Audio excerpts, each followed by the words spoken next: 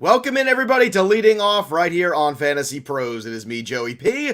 Joe Pisapia. That, of course, is Dinger Dan Harris, and it's you. And we're talking all things baseball today, as we always do here on Fantasy Pros MLB YouTube channel. Subscribe if you haven't already, because like I said, at some point the show's going to go away and baseball season will too. And you'll say, oh, wait a minute, are any more videos or things happening with baseball? And there just might be. But if you don't subscribe, you'll never know. That's right. So I hope I've now threatened and scared you into clicking that notifications button. And Dan Harris, a more quiet night in baseball, I think. We had possibly a retirement with a question mark we'll get into. We also had one of the slowest players in Major League Baseball in terms of getting up to speed, finally looking like maybe a better version of himself that we saw 2 years ago, being the dude. And look, I mean, here we are. It is the 22nd, and it looks like the trade deadline buzz is heating up quite a bit as well. What's happening with you, my friend, this morning? Yeah, that's what we're really going to need to be focused on going forward, the trade deadline. Because last night, I mean, I texted Mayor at like 12, at midnight, and I was like, I don't have really any downs. I only have a few ups. Like, there's injuries. There's always injuries. Don't you worry. There could be no games going on, and we'd have 17 injuries to discuss. But yeah, it was a really oddly quiet day in baseball yesterday. But I am excited for the trade deadline. I think there's going to be a lot of activity going on. Right now, you've still got the prices are super high. Nobody wants to play. But eventually, as they get there, there's no reason for the Twins to hold on to their entire team, especially now with Kirilloff.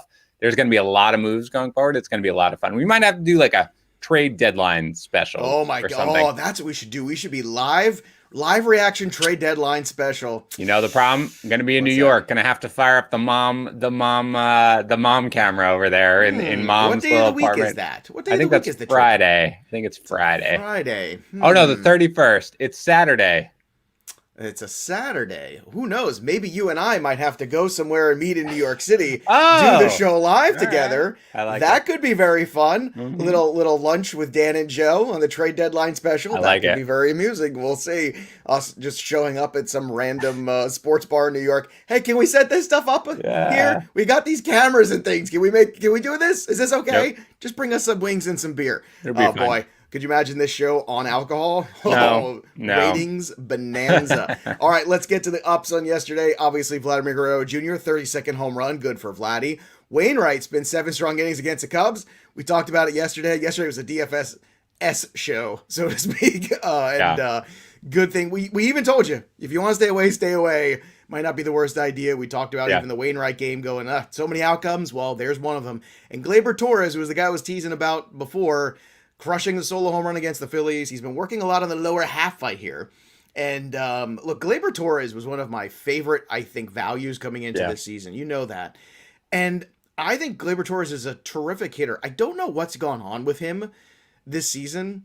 And you've seen him in the past carry the Yankees offense. So I don't know how a player can go from hitting 30-plus bombs and looking like an absolute stud to being a guy that we all just wonder if we could put in our lineups every week. But I gotta hope that Torres has a good, strong finish to the season. If he does, Dan, does that kind of rebuild his stock in your mind going into 2022? I think so. I know that we always people like to write off take out what he does against the Orioles, and he's such like a whatever hitter, which is, I get it. He had the year where he dominated the Orioles and was decent against everybody else. But yeah, I mean, especially in that park, you expect Torres to just put up, if not dominant numbers, above average numbers, certainly. Mm-hmm. And if you look at just his splits, his hard hit percentage in April was 18.7%. His hard hit percentage in May, 23.2. In June, 25. Now here in July, it's 37.5%. He's making really, really solid contact overall. And I think, he's never been this guy who absolutely dominates in hard contact, right? He's not a guy who crushes the ball going forward, but he's got a 35% hard contact rate for his career. So this is much more, I think, of what he's done throughout. So whether he was battling an injury or whether it was just something where, I don't know, maybe he was in his own head, maybe he was putting too much pressure on himself.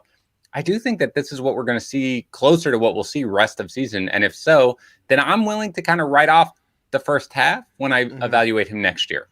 Yeah, I am too. I think a strong finish here kind of gets him back on track. And Torres is a phenomenal talent. I mean, he was a can't miss prospect in the Cubs Hmm. organization too before he ended up with the Yankees. So, it's been more of a surprise when he's been bad than when he's been good. On the downside, Nick Castellanos is dealing with a wrist microfracture. Now, typically microfractures aren't all the biggest deal, but the problem is he's a hitter and it's a wrist. So it's a much bigger deal there. So normally the microfracture you can get, and I'm not a doctor, but Dr. Glenn is. Normally with a microfracture, it's more about rest and things like that, and it kind of heals on its own after a few weeks. But with wrist injuries, there could be a weakness in there. This is very concerning. So don't hear microfracture and go, oh, okay, no big deal, because it might be a bigger deal. Yerman Mercedes appears to announce his retirement. He got sent back down to AAA after struggling mightily after that incredibly fun April, which everybody was talking about Yerman Mercedes, and we all said, those of us who've been watching baseball a long time went, oh, isn't that adorable? Yeah. What time does Kevin Moss come back? Right. And we all, see these things happen. Then apparently in AAA, he's really struggled mightily there. He's had 7 pass balls as a catcher, so things have not been going well for him. And he Instagram posted, "It's over," in black and white, which someday, we're just going to post that here. We're really just freak everybody out. It's over. Maybe he was playing Monopoly and he lost or something. I don't know where everybody's freaking out, right? Who knows? I don't know. And, it's hard. You're a career minor leaguer. You get a taste of the big leagues. Yeah. You get a taste of the show, the per diem, the nice hotels. Next thing you know, you're back at AAA. You're eating Chipotle. It's not nearly as good of a time. Hey, I'll take that any day of the week. I know you will. And then, I love me some Chipotle. This is a down and an up. It's an up because the Blue Jays are moving back to Canada, and that's a huge up.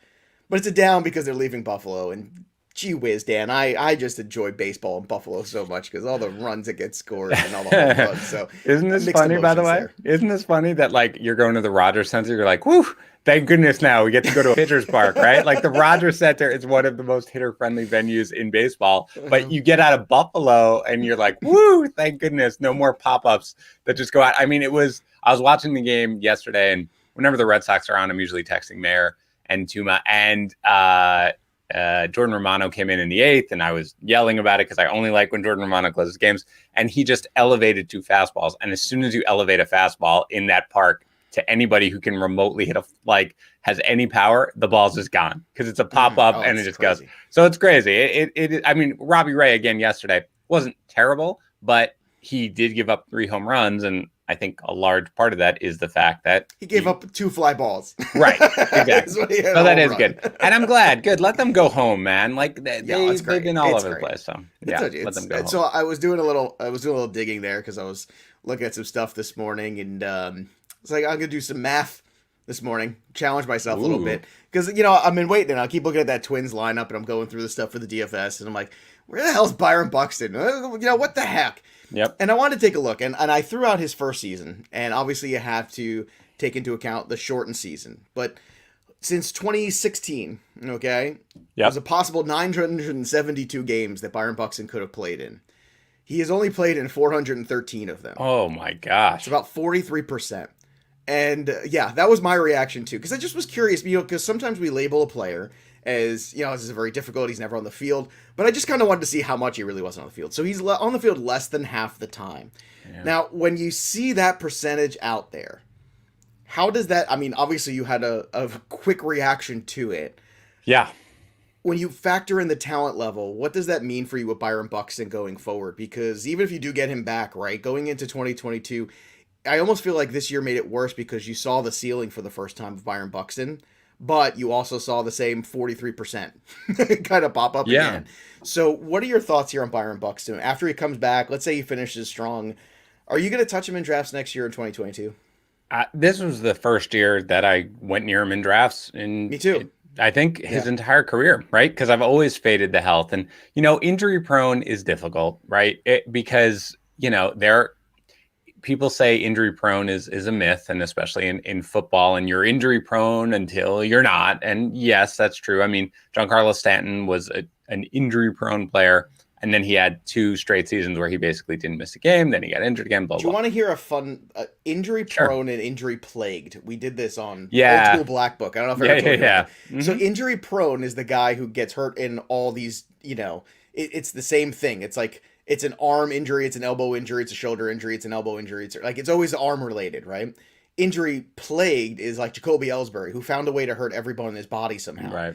And I always feel like those are two different things. I don't know which one Buxton is at this point. Like, it's kind of difficult to there are a figure couple out. things. One, if the draft, if his price starts rising again in the spring, I am going to do everything in my power to not do that. I'm going to do everything in my power to accept the fact that this, if I lose out on the 1 year that Byron Buxton stays healthy, I can accept that given the long track record. I'm not. The bigger thing, Joe, actually, take it out of fantasy wise. I mean, I think they offered him like a $70 million deal or so.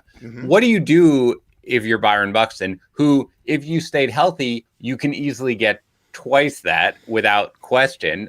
Do you just lock up the 70 million, which is basically what Aaron Hicks got? Money. Aaron Hicks money, right? Yeah. That's what they kind of feel like that's what they said. Do you do it? What do you do if you're Buxton?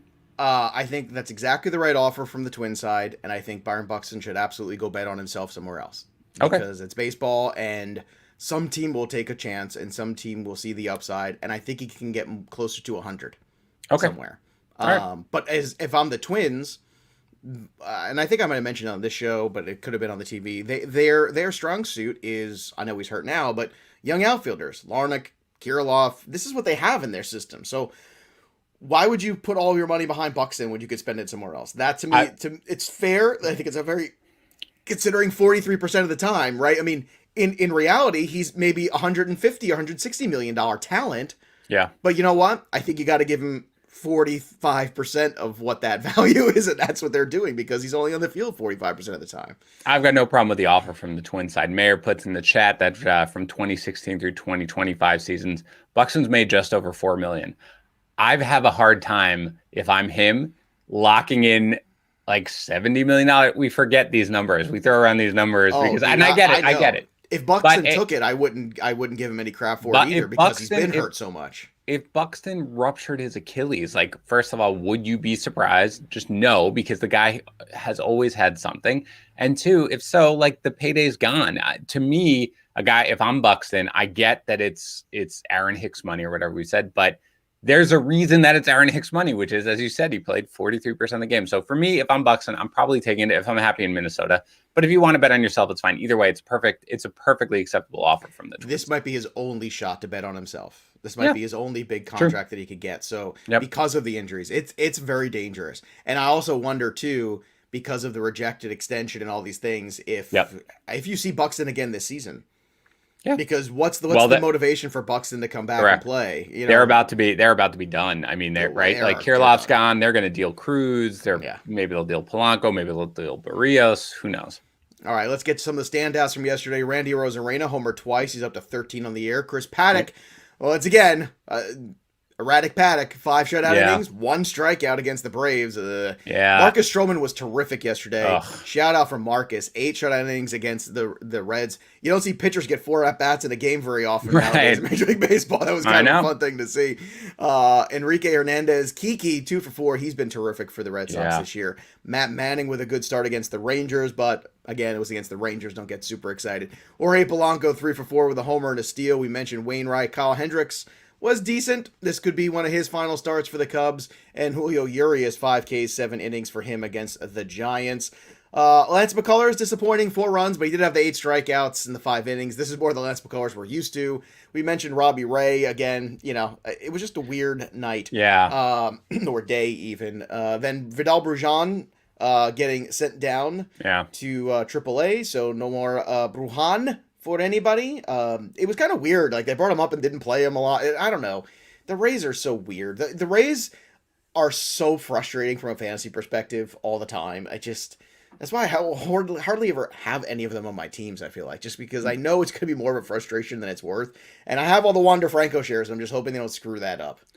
The calling up of Brujan and then not playing him is one of the most asinine things that I can remember seeing in baseball. Like, that's like the quintessential, this is what you do not do with a prospect, because he either needs at bats, in which case you leave him in the minors, or he is ready to contribute in the majors, in which case you play him every day. He was bad. Okay. He didn't walk. He had 8 strikeouts and however many at bats he had. I get it. He was not good in any way, but they weren't starting him. Okay. And then they were like, we'll start you 2 games in a row. Oh, you didn't do well. Okay.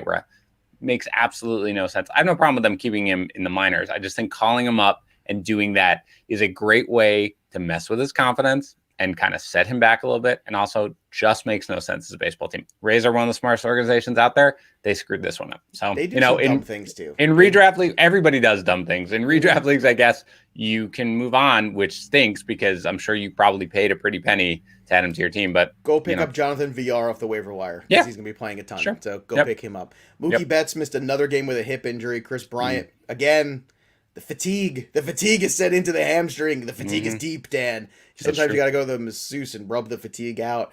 Danny Jansen left with a tight hamstring. Bryce Harper getting x-rays on his foot after fouling off a pitch. They were negative.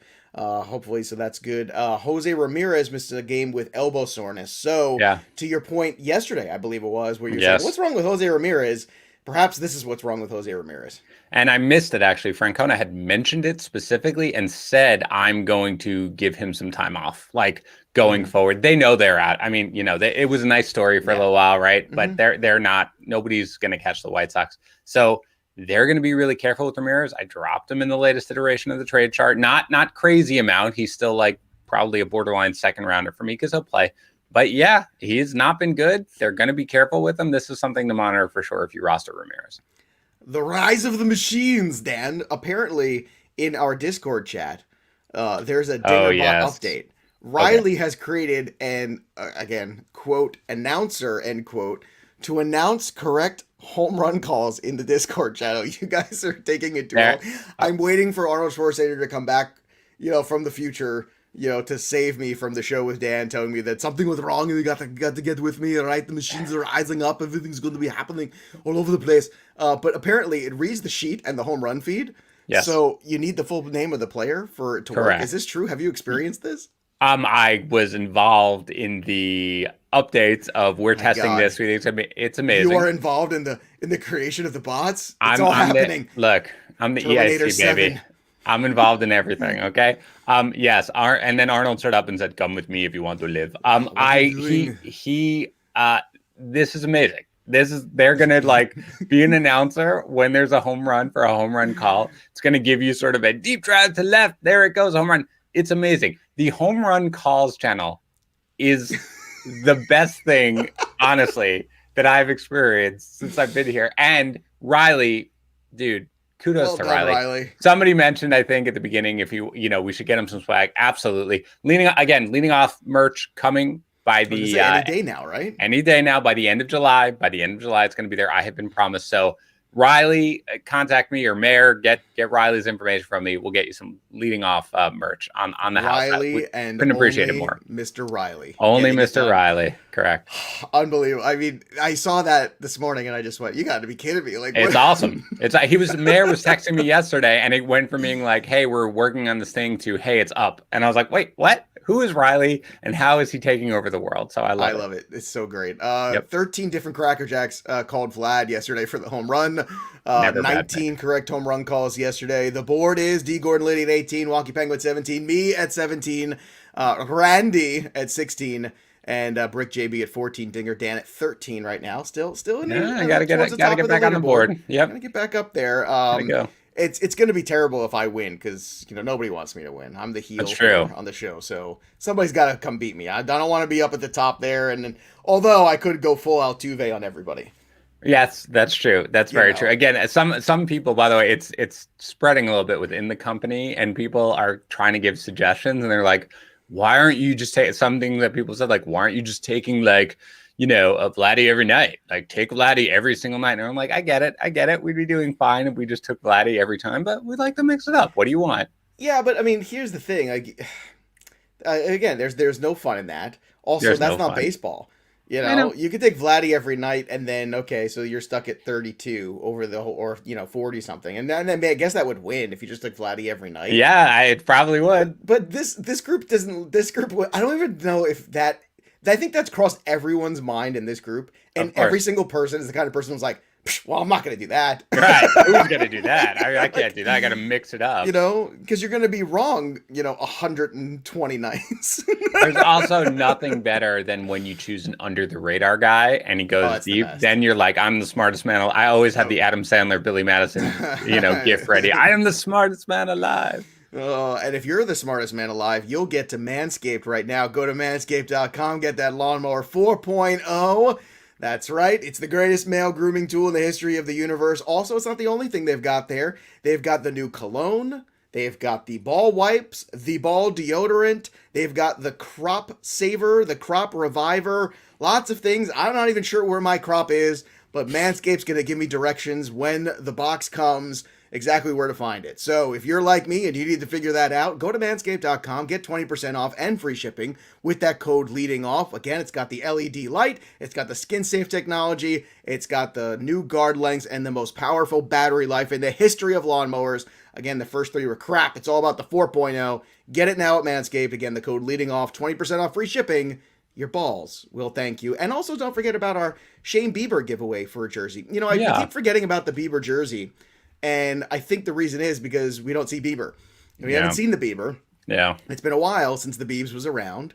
But again, still out there too. Go to fantasypros.com/MLB contest.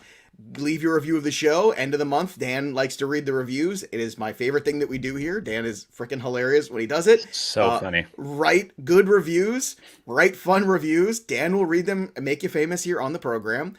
And, of course, subscribe to our YouTube channel so you get that 3x entry, too. So all you do is go to Apple Podcasts or CastBox to leave your review, subscribe to the YouTube channel, go to fantasypros.com/MLB contest, get it done, and you get a free a jersey for Shane Bieber. And I think in August we're giving away leading off merch. So once you're entered, you're entered. So let's go. Very good stuff there. Another William O'Brien, very pleased. Another Chef's Kiss Manscaped segue by Joey P. I'm the Sultan of Segue. Everybody knows that.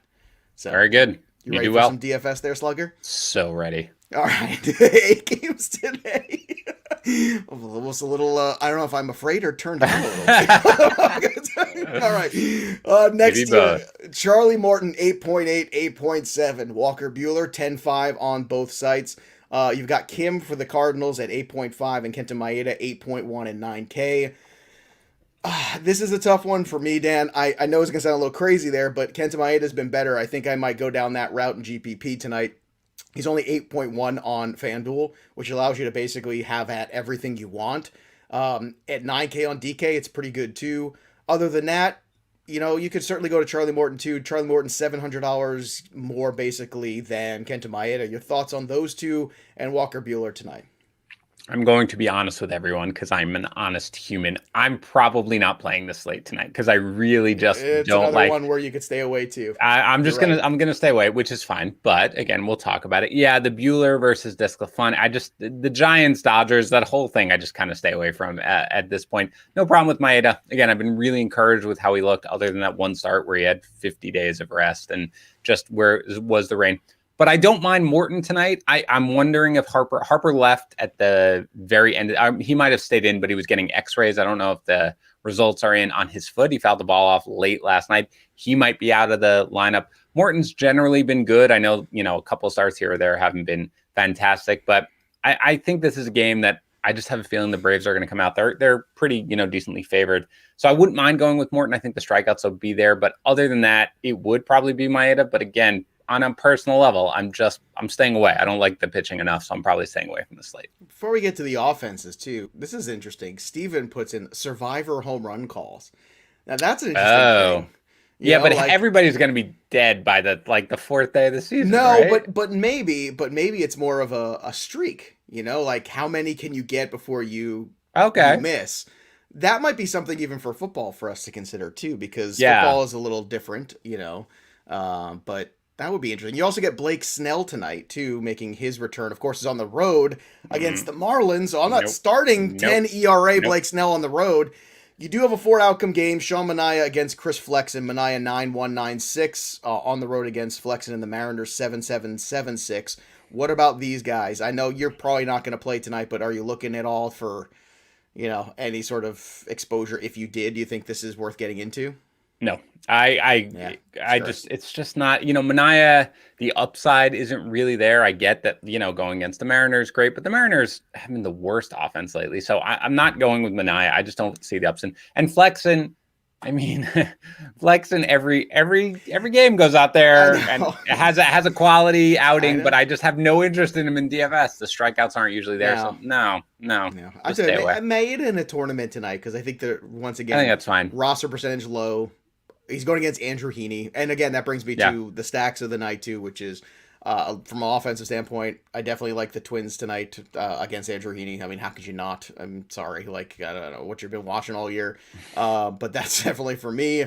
You know, and you're looking around, there's not a lot of other great places for offense. San Diego would be the other one against the Marlins. I don't even know if they've named a pitcher yet for this game. So that would be another one to attack. You also got Yankees Red Sox tonight, which should yield some runs with Montgomery and Houck.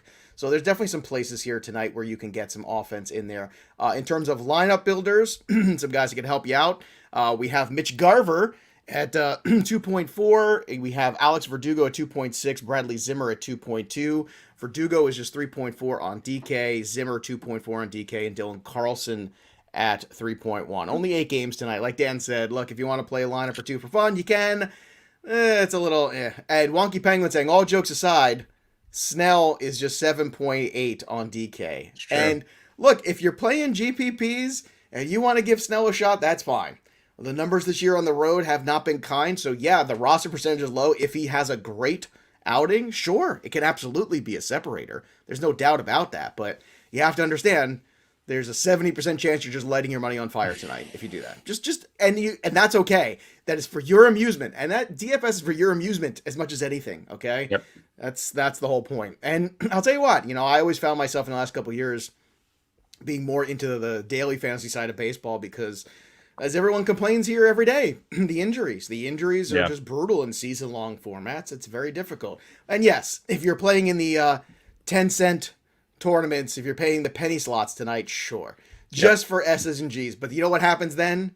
It's going to work. And you're going to win $1.70. And you're going to go, oh my God, if I had to win a $10 tournament, I went on $170. And you're going to hate yourself. So there's no winning there. There's no winning. All right, let's get to our home run calls, which, again, I got to go into Discord and hear this bot. This is going to be amazing. Can we do it in Arnold Schwarzenegger voice, the bot? Can we have I don't know if it talks. I don't know if it actually talks. Juan Soto the home run today. Once it talks, then I officially think it is gone. It's we're in Terminator and someone's going to travel back in time. What does it do? It announced, it announces in the home run channel, Joe. Discord, I thought it announced it like my voice announced it. That's what I wanted to This is where Joe is upset now that the bot that announces home runs isn't cool enough for him. You said announces, I thought it was like the voice of Mel Allen or something. You know what? Joe, how about why don't you instead then tomorrow you announce all the home run calls in a Mel Allen or Arnold Schwarzenegger voice? I will gladly do it in any announcer voice you want me to do. I could even do old-timey radio announcer voice like those news update things. Like, welcome everybody to Leading Off. Look at those fellas hitting those home runs. Boy, oh boy, that sure is fun baseball. America's pastime. I'm pretty sure that's the voice you used to make fun of me when we did Fantasy Feud. That's what I thought. I was like, oh wow, this is what I think you asked someone to do it, and I did it. I made fun of you, and then you wanted to make fun of me, so you put on glasses and a hat, and you went, "Hey there, everybody, back here." My favorite thing that people don't get to see is before the show. Dan Harris, because he is tall and long armed, right? He has the look of a supervillain before every show because he sits like this and he stares at his computer and it looks like he's like holding, those balls in his hands and he's going back and forth and he looks like this and he looks like he's like just preparing for the show. And I don't even know if he realizes he does this, but his hand is up and he looks like he's like a Bond villain. He's like, none of this is accurate. Yes, what is today on the Leading Off program? And this is have you screenshotted any of this? Because if you haven't, then I'm just calling BS. Never happens. Who shall I select for my home run call today, Mr. Bond? No. Let us find out. It's a thing. All right, who is your home run call today, Dan? Okay, well, I'm going, look, if I like Fernando Tatis against good pitchers, I like him against somebody who hasn't even been named a starter yet, who is not a pitcher. I'm going to go with Tatis against the Marlins to go deep here. I got to get back on the train here. It's been bad for a couple of days. I'll go with Nelson Cruz against the lefty tonight against Andrew Heaney. Lock it up. Let's go. Hey, shout out to a couple of people in the chat who are calling Dansby Swanson. He's been cold, but I like that call tonight against Matt Morris. Dansby Swanson. Kudos. Dansby Swanson might be the most country club name I've ever heard. Like, oh, it's Dansby Swansons. Oh, Yeah. the Swansons are here. Yeah. This guy definitely hangs out with the Swansons. Yes, Dansby and I caught up. We had a fabulous round of golf. He's the got other one day. hand on the mouse and the other hand's up here, God, this is the worst. resting. It is amazing. Can't believe I do this voluntarily. Go ahead. Go You ahead, do Joe. it. You do it I do. voluntarily. Well, I I do mean, it. you do get paid, but Well, I don't That's have to neither be here on nor this there. podcast, man. I'm pulling the strings behind it. Keep all right. an eye on Dan's Instagram for the "It's over." Yeah, we've come It's true. full Oh circle. no, that's What? my exit. Fantastic. That's Got gonna it. be it. It's over. That should be our new slide here when the show's over. Just the Urban Mercedes Instagram. Yes. It's over post. Yes, I love it. I think I can make that work. All right, it. I'm gonna work on that for tomorrow. Somebody work on the bot talking. In the meantime, the story of the game goes on. For Dan Harris, I'm Joey P. We'll see you next time, kids.